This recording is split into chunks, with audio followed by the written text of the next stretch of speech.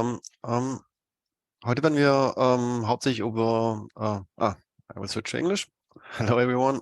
Today we will mainly talk about reproducible research and SBML, the systems biology markup language, and how these two aspects are important for building these physiological based pharmacokinetic models. In the emails I sent around some information. There were the links for the last recordings. Unfortunately, this takes forever for the processing of the videos, but I hope these should finish in the hopefully in the next few hours. And next week this will work more timely. Otherwise, I sent around some forms. The one is like to find some time for this 1 week course where we actually will build the model. I will offer 2 slots, but we have to somehow agree on 2 weeks where we do that, and hopefully we find like somehow a 50-50 split of people for the 2 weeks. So please fill out the forms with the times. The other important thing is that I need some feedback. So if you like things, don't like things, and so on, please fill out the second form I send around. To just give some feedback and try to improve future lectures and events and so on.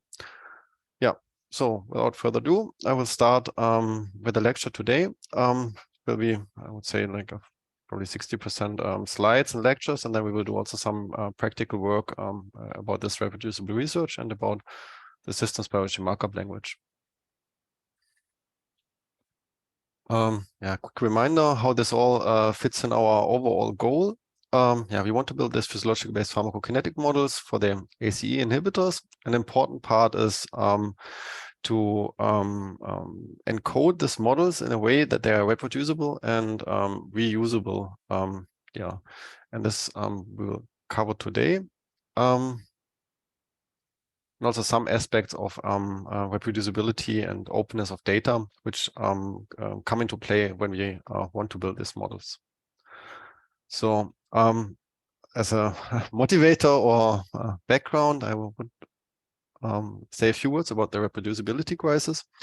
I'm not sure you have heard too much about it. This is more like if you actually work on research or become a researcher, you yeah, get more and more in contact with the actual reproducibility crisis. And this is a really big issue. Most of us don't know about it, but as soon as you actually try to work on a project, be it a bachelor, a master, and so on, and you come in contact with actual research and actual research data, you will realize a lot of things are very strange, and science goes very, very wrong. What means reproducibility crisis, or this word of reproducibility? In a nutshell, it's basically that one group of researcher or one researcher publishes and creates some results, and then someone else comes and says like, hey, this is very interesting, I want to build on that, and I want to just try to reproduce what you did there, and start working, like basically add some knowledge to this. And very often the second group and the second researchers, they are not able to reproduce the findings the first people found. And of course, this is a big issue because you somehow rely on, there's a publication, there's literature, there's information out there in the public domain, and you think, oh, this has to be right. This is somebody wrote that, and they are experts and so on. But unfortunately, this is not always the case. And the problem is apparently much larger than many of us realized. And I just want to give like some headlines, like what you see in scientific media. There's basically a lot of this things about metrics for ethic, missing confidence in preclinical research, missing mice, missing data, people are hiding the results, nothing is open, acknowledging non-reproducibility, reproducibility crisis, and so on and so on. So the scientific media is somehow a bit self-critical, and like there are like at least reports in there, but not only in our field, but basically also the public media takes this up, and there are like this nice article, How Science Goes Wrong is one of them. But there's also like other articles in the New Yorker, Truth Wears Off, how many scientific papers just aren't true, science now under scrutiny, and so on. And more people realize there's like a lot of lies and untruths in all this research. But not only science media and the public, but also scientists themselves like realize there is a real crisis. And people were asked in 2016, is there an actual crisis? And like, like 52 were saying, yes, there's a significant crisis. 38, yes, there's a slight crisis. And basically 3% of researchers say, okay, there is no crisis and there are no problems. And this is basically because most of the people try to work with data and results from other people, and they just realized, okay, this is not really working. There are many factors contributing to that. I would say big problems are really in science, selective reporting, that you only report the things you which fit in your narrative or in your story. There's a lot of pressure to publish, basically to get money to do actual science and to further your career. So often things are published even if they are not completely, let's say, completely valid, or like not enough data was recorded and so on. Often there's just not enough power for the claims publications are doing. There's always like everybody tries to show certain things, but if you only use like 3 animals or 5 animals, often you don't have sufficient statistical power to show certain things. And on things go on and on. Of course, there's like actual fraud and insufficient peer review, things like that. Just poor designs and just missing raw data and so on. But overall, there are many factors which are come together, which result in this troublesome state. There were some efforts to try to quantify how bad the situation is. This is called like something like reproducibility efforts. This is pretty famous in the field of psychology, because they basically realized almost nothing in psychological research is true, what they published.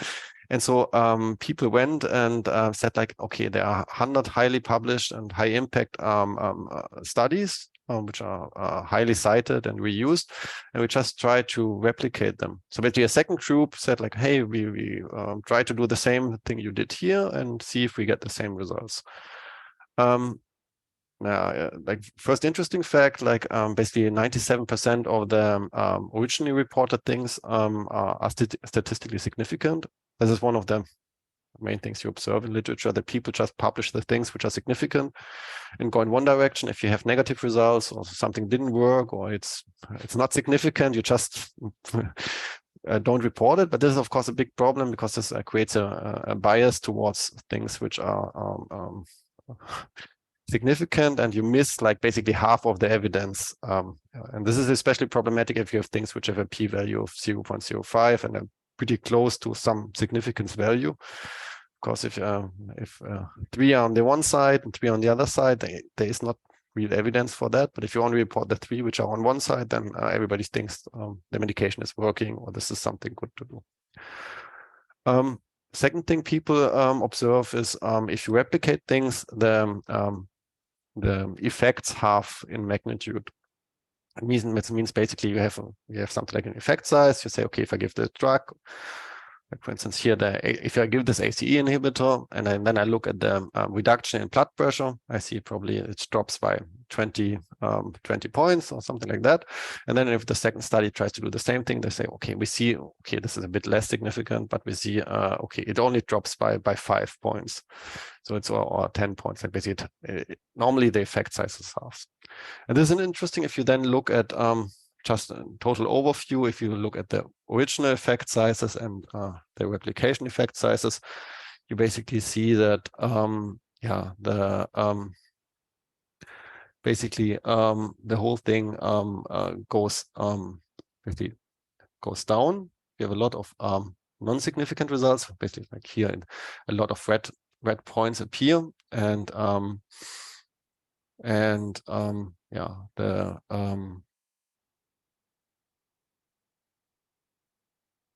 this basically shows that you have a total drift in the data. Basically, everything before was like highly significant and like strong, and now it's not so much.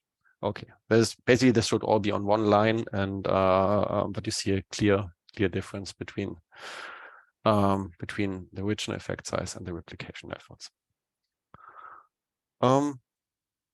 And many of the points are non-significant. It basically means like more than half, or like here, more than 60% of the things could not be replicated. So like, just if you take a study from psychology, which is highly cited, and it's more likely that what they report is wrong than it's right. So like, this is basically what tells you that, and this is like not only in psychology, but this is basically in many papers and in many fields like that. So it's often more likely that the things are not true than they are true. And this is, of course, a bit worrisome if you really think about that. You see the same things like in the reported p-values. It's basically in the original studies, people just reported things below 0.05. It's like some arbitrary cutoff. And if you then look at the replications, you see a lot of p-values. They are all over the place. But it's basically, if you would just do this experiment and you just report the small things down here, then it's something very different than reporting the full data and the full truth you have. Same here, the effect size really becomes much smaller. There were also some industry efforts. This is more like in biotechnology and in the drug development. And there's more like that some of the large companies, they provided some data on their efforts, because these large companies, they basically they read the researcher, the biochemical researcher, and then they try to, of course, like follow up on interesting leads, and this substance could cure cancer and so on and so on. And then, of course, the industry is interested in that, and they try, in the first step, they just try, can we see this effect in our own lab? And there we see that basically things are, like, let's say, highly inconsistent. So internal experiments match up with the published finding in only 14 projects, but we're highly inconsistent in 43 of 67. So it's a small subset. Yeah, okay. The literature data are in line within the in-house data of the companies, but for most of the stuff, this is highly inconsistent, and it just goes in different direction. And there were more and more such efforts. There was also like a large cancer effort. And they basically take, this is not like some low impact journal. This is basically taking Nature and Science papers and Nature oncology and things like that. So it's like basically the highest impact things. And normally you see that around 1/3 or so, you get similar results, but the effect sizes are much smaller. And for 2/3, it's basically, it's just not true what they said. Or I say, like, perhaps they found it like that in their lab, but nobody can reproduce the findings. And this is very worrisome. There are lots of things which are contributing to that. And yeah, I know many of these information is not directly related to the physiology-based pharmacokinetic modeling, but it's to understand with what kind of literature you have to deal with. If you do a research project, you have to build on the actual literature, and you have to evaluate what is there and see how you can use the information which exists in the literature. And this is especially important for computational modeling, because there you basically don't do the experiments, but you rely on the findings and the data other people generated. And so you have to learn to be pretty critical about things which are there. And normally you learn this pretty fast as soon as you try to compare data or integrate data from multiple sources, because often they are somehow inconsistent. So this is basically a seminar in getting awareness that things are much worse than everybody believes. There are a lot of problems which generate this poor reproducibility. Often it's already in the design, and when you set up your experiments, it's a failure to control for bias. So you just have the biased setting or biased experimental setup. And so that you're not really measuring the ground truth, but something else.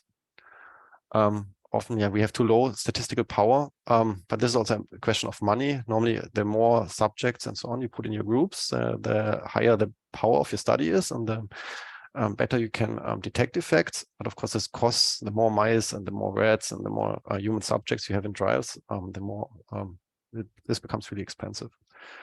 Often there's basically poor quality control, poor execution. But this is you have to say it's also a problem of the system, because a lot of this data is just generated by students who work for the first time with the methods and with the system. So you have to see, like, a lot of the data which is out there in the experiments, it's basically a master student, or it's a PhD student who's just started, who never did such experiments.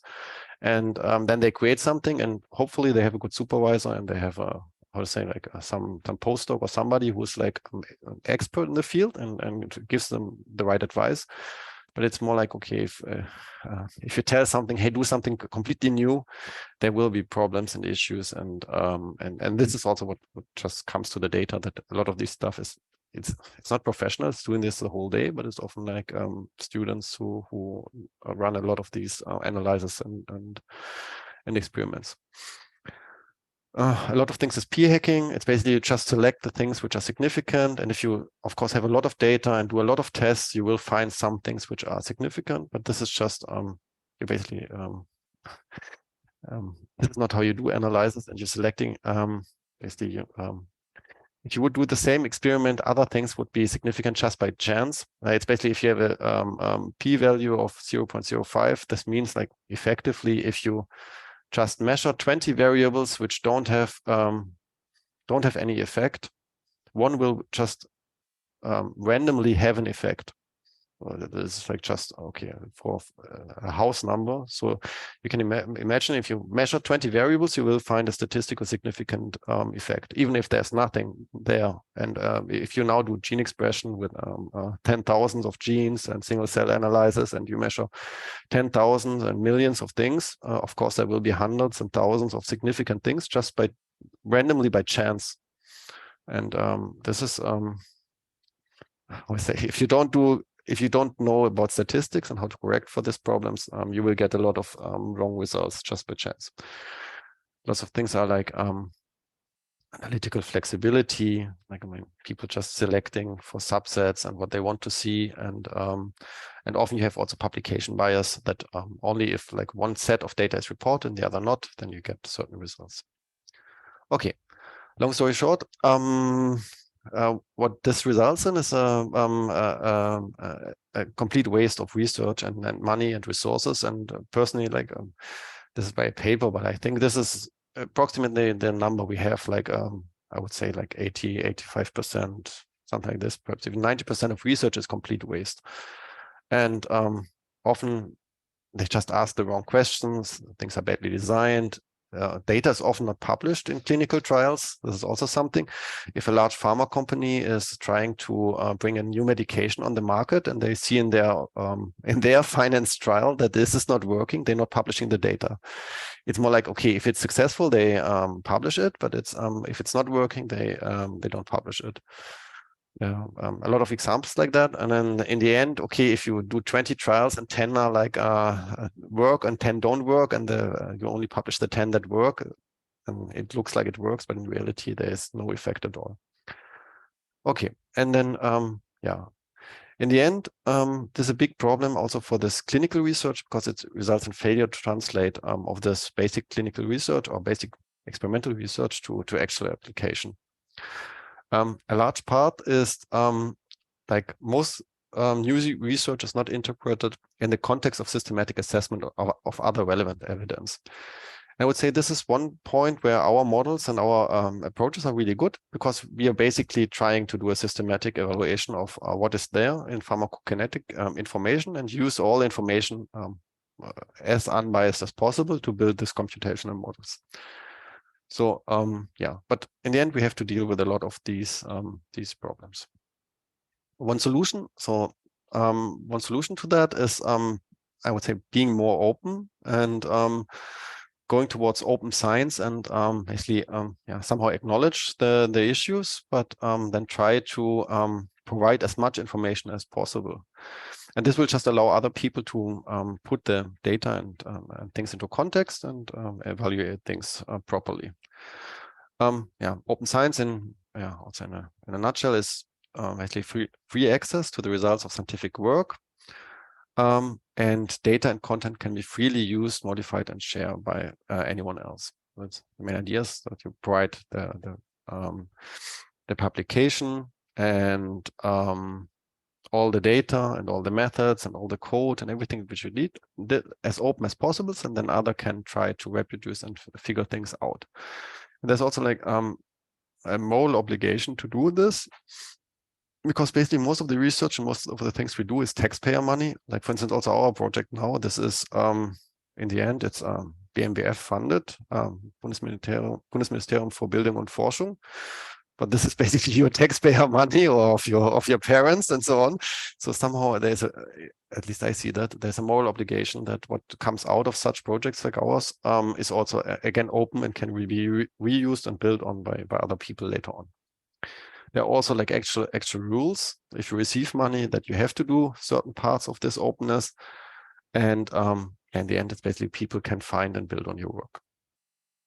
There are certain aspects to open science. I would say open data is one of the things. Open access, like really having access to the publications, is one. And there are also other things like open peer review, open methodology, and also open educational resources. I think are important things in achieving open science.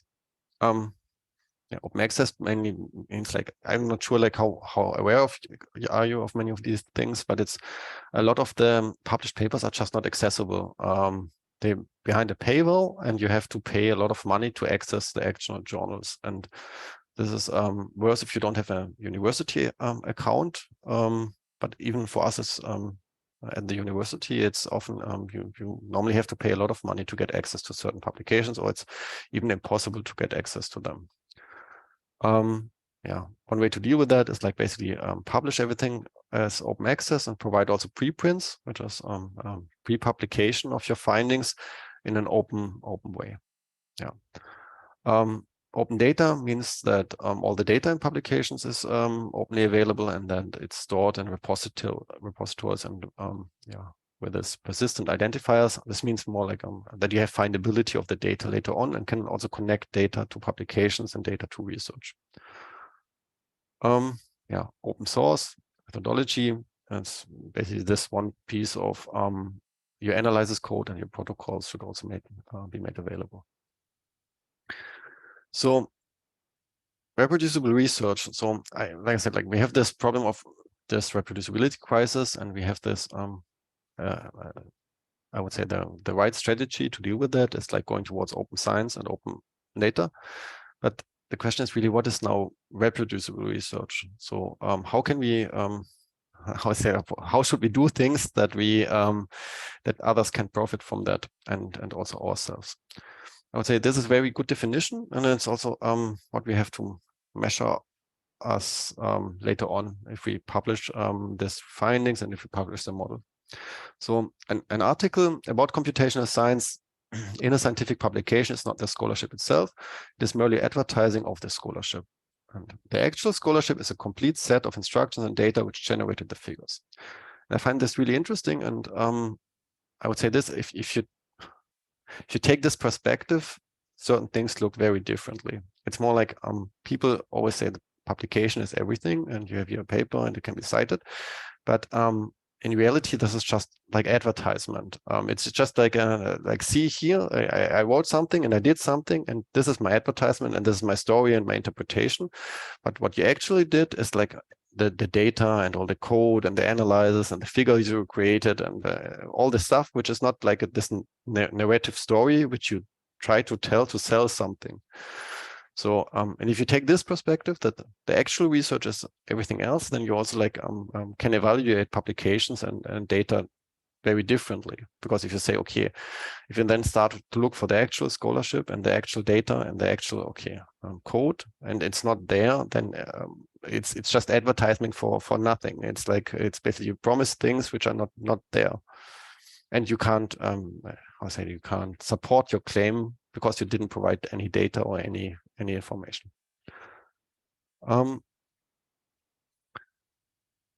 So how should this look in practice? It's basically for projects like ours. It's you should distribute all the data, the software, the source code, and the tools which you use to create the models. Yeah, and everything which is required to reproduce the results and discussed in a publication. And this is basically the actual data which you measured, data which you analyzed using some code, the analysis code to get to the computational results, and then also like things like presentation code to create figures, tables, numerical salaries, basically everything which goes into the actual article. Yeah, I will show a bit of example how we try to achieve that. So this is one example of a recent publication of us, and so what we try is to link the actual resources and the actual data in this publications. So to build such physiological-based pharmacokinetic models, yeah, a large part is basically data curation. And what we do is basically create the pharmacokinetic data, which we heard about last week, from these publications, and then provide them via a database. So it's basically we standardize the data, and all the data which we use for the actual computational modeling, for the model building, for the validation, will later on be available via the identifiers. So we provide an overview. This is look here. This is all the data we looked we used to build the model. And here is the link to the actual database, and hopefully this will work. Yeah, and then we see here's the actual data which we used, and in this case we didn't have any outputs, but and so on. But you can download this data from the database, and you have the unique identifier to access the actual data. And so the data is not basically it's there in a standardized format, and for instance, here pharmacokinetic type courses, similar to what we saw last time, but here for the dextromethorphan. And you can use, other people can build on this data and say, okay, perhaps I want to build a different computational model and evaluate if it performs better or can do something else. I can just reuse the data and build on that. And of course, we describe this here in the methods section and describe a bit what we did.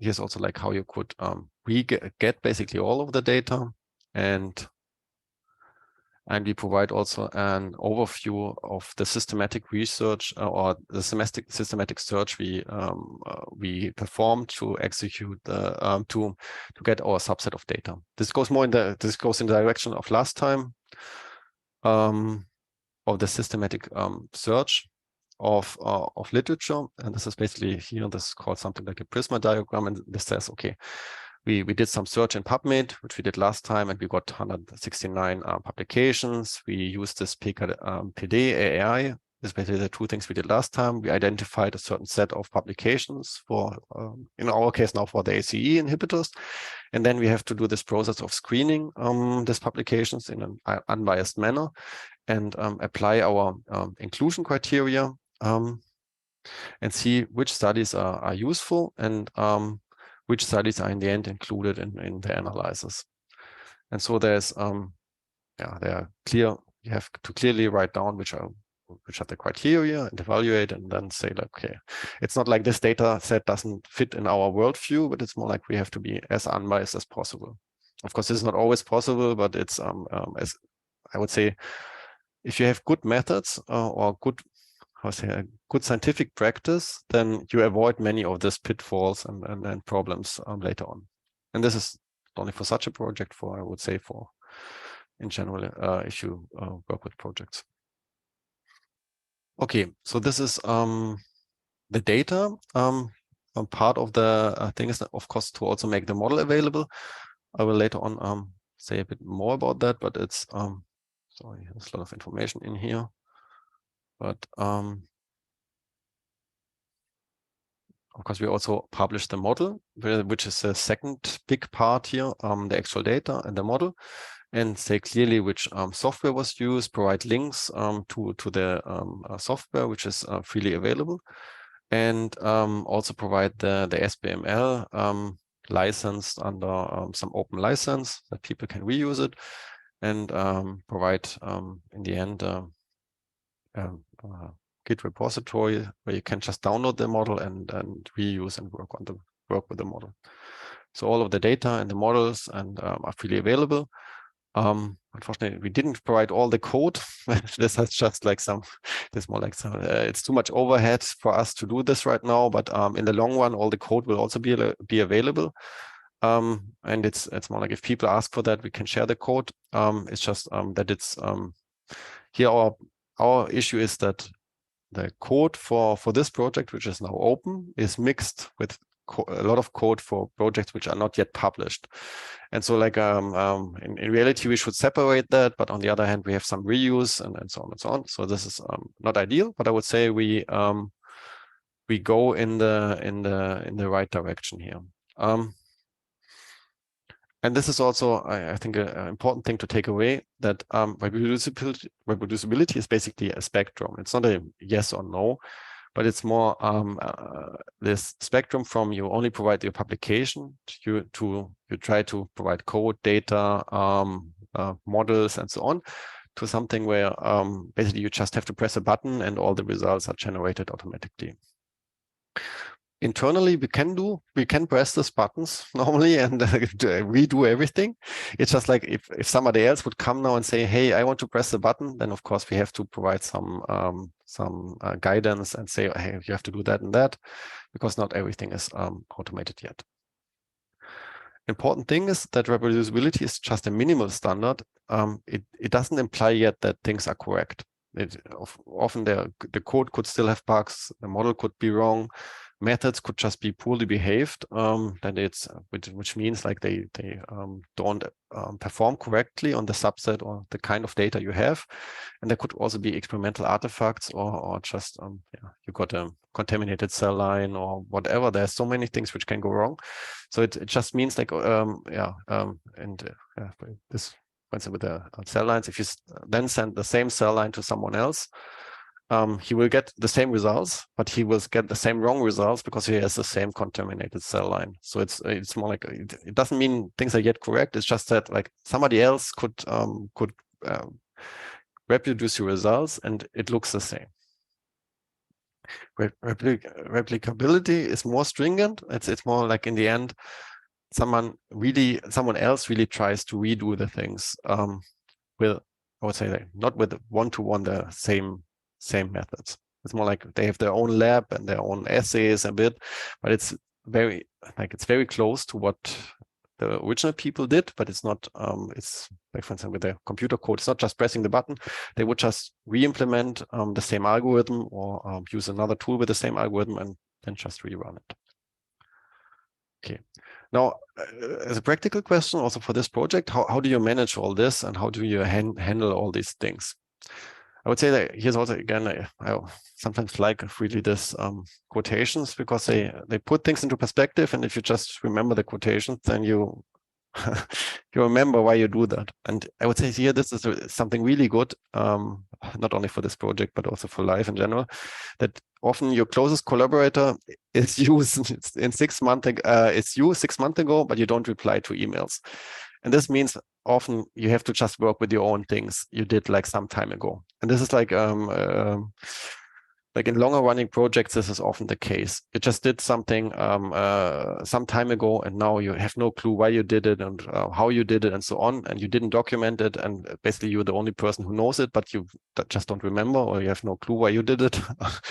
And this sounds like strange, but this is really how it happens, because you're doing a lot of research. And if you work every day, it's just like 6 months ago is a long, long time ago. And so you have to somehow document the things from the beginning.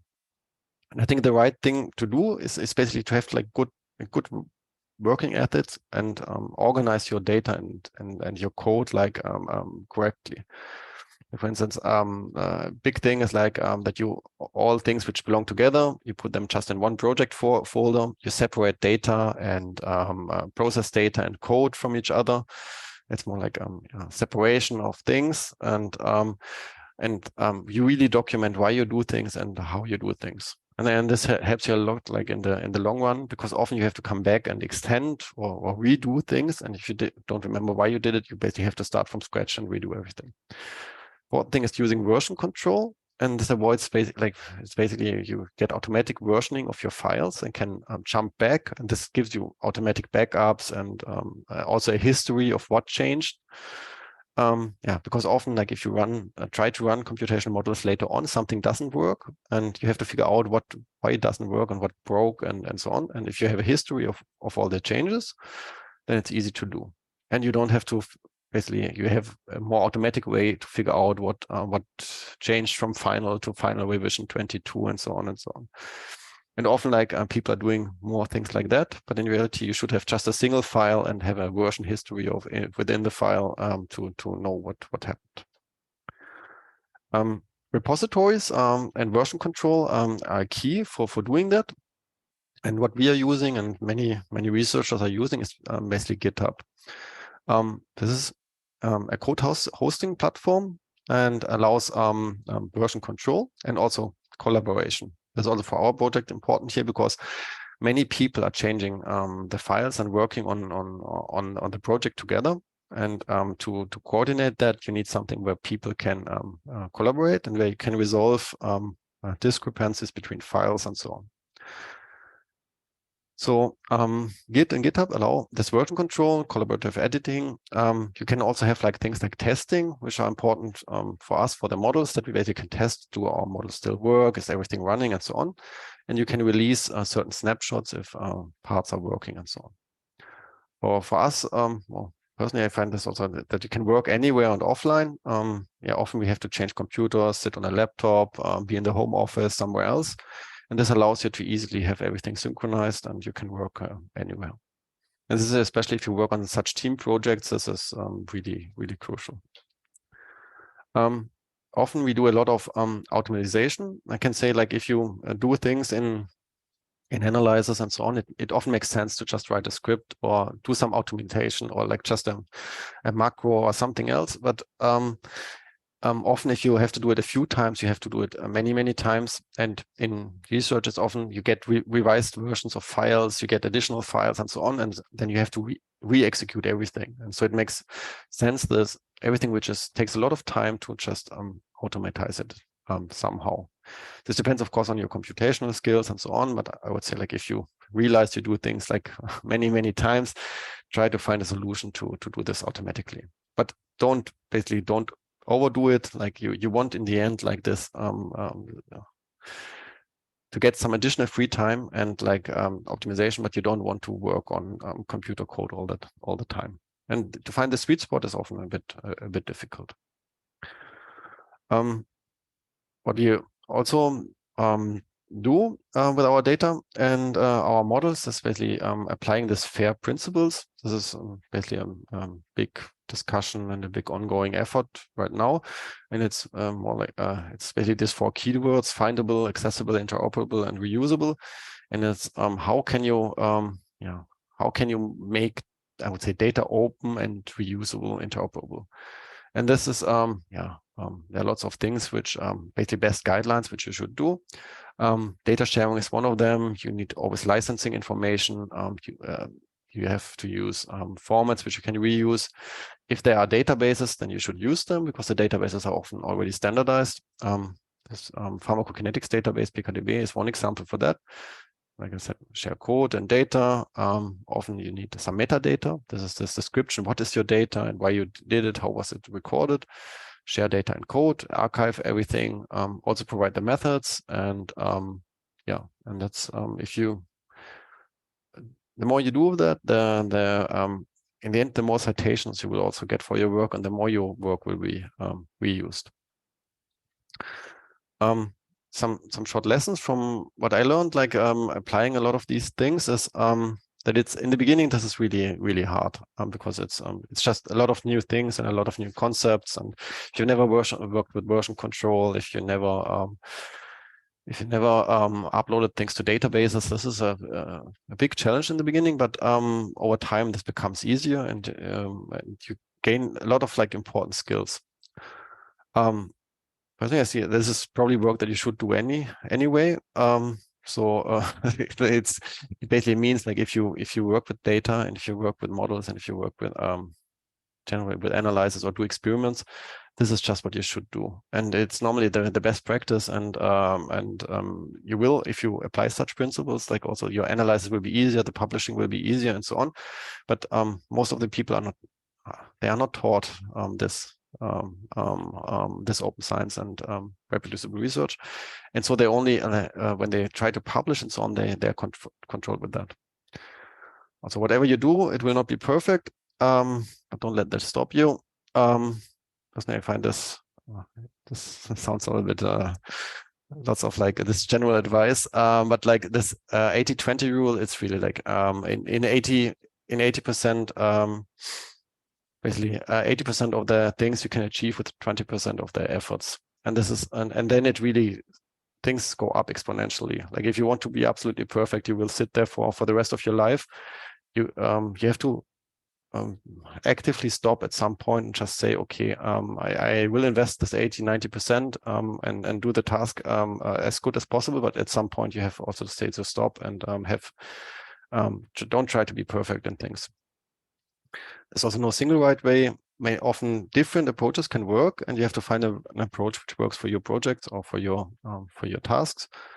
And the best thing is to really start that at the beginning of a project, not at the end. But it's never too late to do something like that.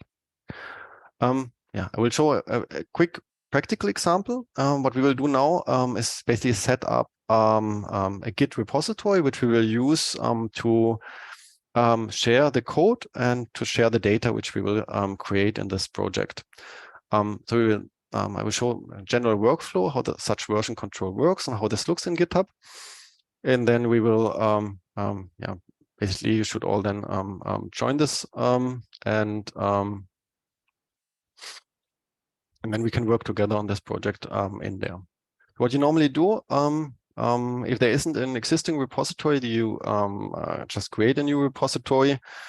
In this case, I will just call it XResearch2022.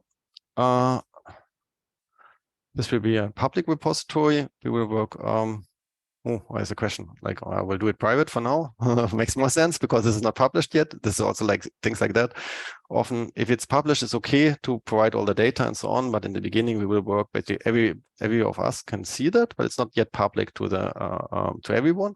But as soon as the publication is submitted, we will make this repository public, and all of the data and all of the things can be seen. And then in the end, I basically just click create this repository. And so there is now a repository. This is called, this is basically this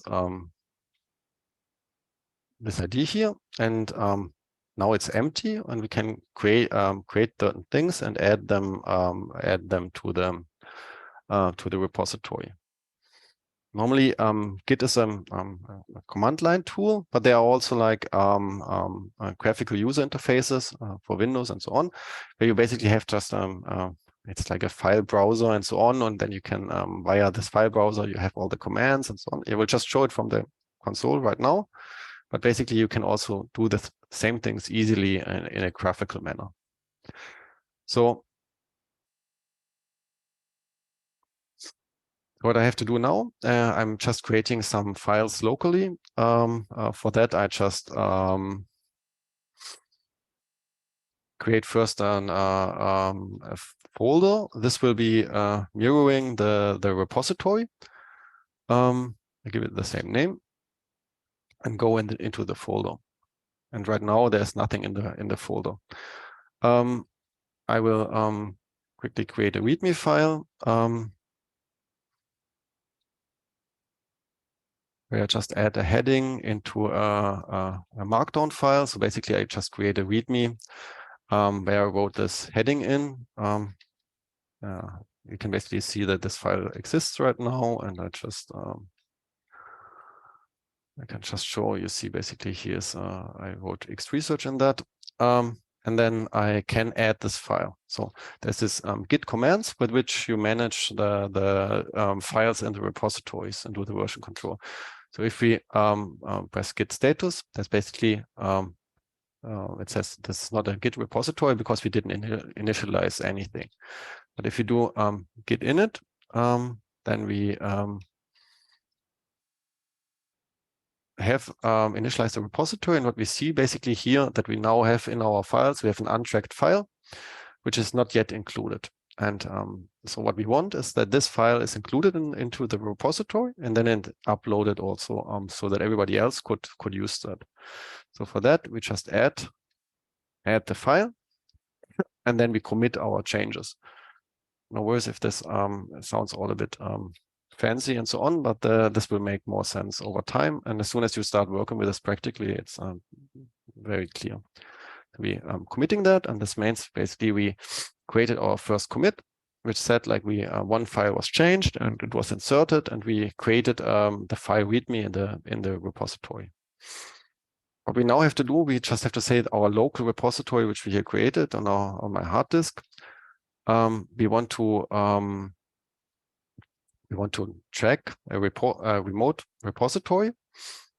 Here I just basically just renamed the branch. That's not so important, but here I have to say, okay, git remote add this and this command, and this basically what it's just doing. It says add this remote location in this remote GitHub repository as an origin of this repository. This links basically my local files now to this general repository, and git push just says, now please push all the changes and files I had here to the could not read. What did I do? Did I do something wrong? You misspelled origin. You said origin. Oh, thanks. The end origin. So perfect. And then I can push the things. Perfect. Exactly. Everything up to date, and it was pushed. And then all the files should be here, and I can just reload this repositories. And now we see, okay, suddenly a single file appeared. I added this 2 minutes ago, and this file is here. And now someone else who has also access to the repository can just easily get all the data by cloning this repository, and can also add and make changes to the repository. And this is basically the way how we work together on files. It's everybody has a local copy of this repository, and then if you make changes to your files, you push them to the central repository, and you pull the changes other people did to the files. You also have like some history of the files. For instance, if I now would just change the README here locally. Let's see here.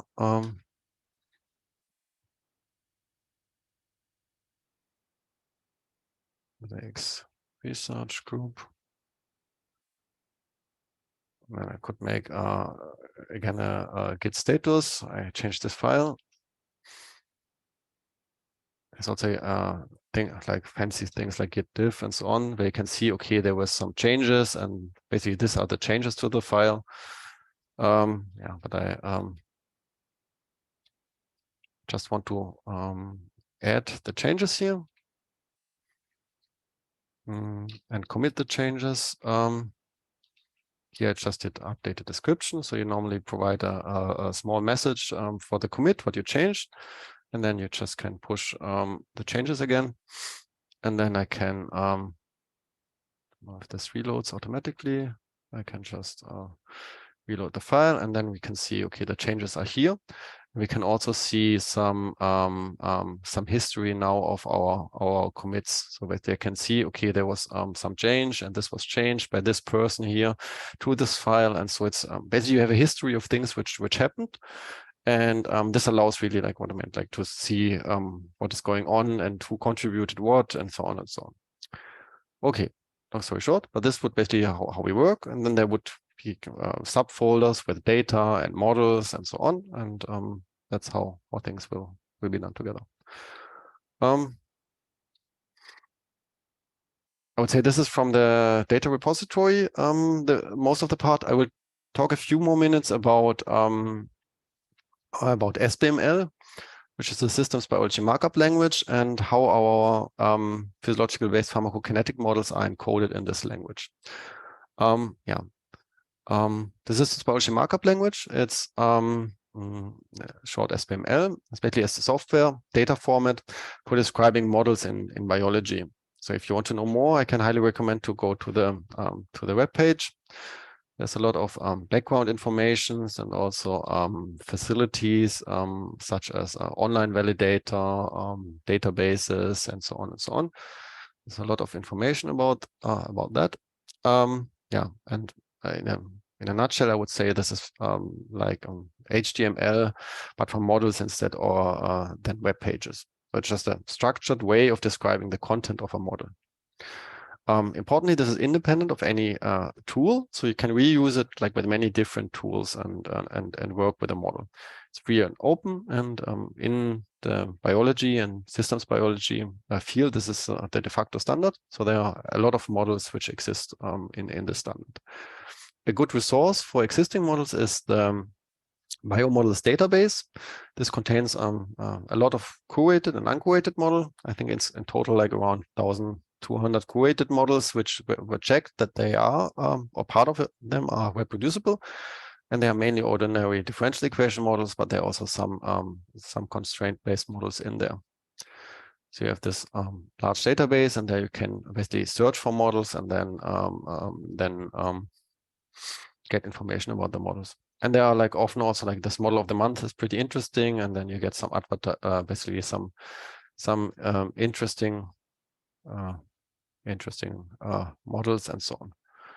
Like for instance here, this is interesting because this is a model of the month, which is also a physiological-based pharmacokinetic model here for metformin in mice and humans. And this basically this looks already very similar what we are doing, and also this curves look similar what we are simulating with our models. But this is basically just giving some background to the model, and you can also access these models here in SBML. So the really the files and the models are available, and you see here if you click on files, there's really an XML file in SBML where all the where basically everything is encoded what is in the model. And so I could now download this and re-execute things and try to reproduce the results and basically build on what they did here in this in this publication without having to read any equations or anything. But it's more like the whole model content was published. So what is SBML? I would say like it's this language to describe models, but it consists of certain packages. The most important thing for our project is the core package, which basically consists of reactions and basically reactions and process-based models. There are lots of additional packages around the core, which allow to simulate models in different frameworks or for different applications, like logical models and so on, and also encode different information, such as layout information or distributions and so on. So there's this core, this is mainly what we are working with, and then some additional extension. SBML allows the reproducible and exchangeable encoding of models, and you can annotate basically what your model is and what your model components mean. And you often do this via annotations to biological databases. And you have other really nice features like unit validations, unit support, and so on. This is very technical, but okay, just bear with me. You will see these things again and again, and then it will make more and more sense. So how an SBML model is structured is basically that you have a list of information. And in this different lists, a list of function definitions, list of unit definitions, compartments, species, and so on, you can encode different things, which build in the end, for instance, such a physiological-based models here for the ACE inhibitors. What you have as compartments, these are basically containers or volumes where you can put something. For our models, these are mainly the organs or the blood volumes, and so you would have these compartments which correspond to the to this actual real volumes. You have something like species. There's basically molecules which you put into compartments. This, for instance, glucose in the plasma, or the concentration of the ACE inhibitor in the plasma, or the urine. So, and urine would be also a compartment. So you would put molecules into compartments, and these are called species. In addition, you have things like parameters. These are basically just you have something like IDs, and you can store values, and this could be important parameters which you need to simulate the model or to describe information in the model. For example, for instance, you have a parameter which describes the cardiac output, or your body weight, or the rate of a reaction, and so on. So this it's mainly elementary values. Like, for instance, your cardiac output is so and so liters per minute, and so on. You have things like which are called assignment rules. These are basically mathematical relationships between other parameter species and compartments. These are the equations, and you calculate from certain quantities new quantities. These are assignment rules, and then you have reactions, and these are just converting species in other species. And converting species in other species could be either like one molecule is converted in another molecule. For instance, glucose is converted by hexokinase 1 into glucose 6-phosphate. That's a different species. Or it could be converted from one species in one compartment into a species in another compartment. This could be, for instance, by a transport reaction like blood flow and so on. I would say these are the key building blocks which you have in this model, or in such a model. And then, it's important to document what the different object means. I think I will probably tell more about that next time. We don't have so much time left. The only thing I really want to show is like the SBML for humans. It's basically a web page where you can get then an interactive report for your SBML models and can see the equations and all the information of the models. It's basically a web application which nicely renders all the information. I will say more about that later on, but I just wanted to show, like, for one of these example models, like here we have a freely available model for the pravastatin. We can easily render the report and understand what does exist in this model. Like, for instance, here we can look at a submodel. This is the liver submodel, and then here, like, automatically render it in the report. And what we then get is an overview of this content of the SBML model. And this here, and here you see, like, okay, the same things appear. Like I just mentioned, you have an actual model, you have certain compartments, and you see that you have these annotations to databases, and you have names and IDs which allow you to easily understand what is the context or content of the model. Like, for instance, here we have a simple liver model, and you have a foul liver compartment, and this foul liver is basically a physical compartment which is standing for the liver, and it has a certain it has 3 dimensions, and it has a size of 1.5 liters, and so on. And similar with species, you can understand you have here, for instance, the pravastatin. The pra is for the pravastatin in the liver, and this is like an object which is located in the liver. Okay, this is just a nice way to explore the content of the model, and also like to understand what is going on, seeing equations and so on. And this will be one of the tools which we use to better understand the models, because this allows to get an abstraction layer without having to understand all the XML and so on. Like I mentioned, I will say more about that next time. I will just end like with a few tasks you should probably do. I think most important thing is that you all now join this GitHub repository, so that we can all work on the files together. The other thing you really should do is like install Zotero, and also that we join all the literature database and can work together on the literature. I would also recommend that you explore the pravastatin model. Don't do everything which is, if you want, you can try to solve the other things here. But I would say mainly try to load this model into this SBML for humans and see if you can get this running. And I can recommend to read these 2 publications. The first is like a high-level introduction about SBML and what it is.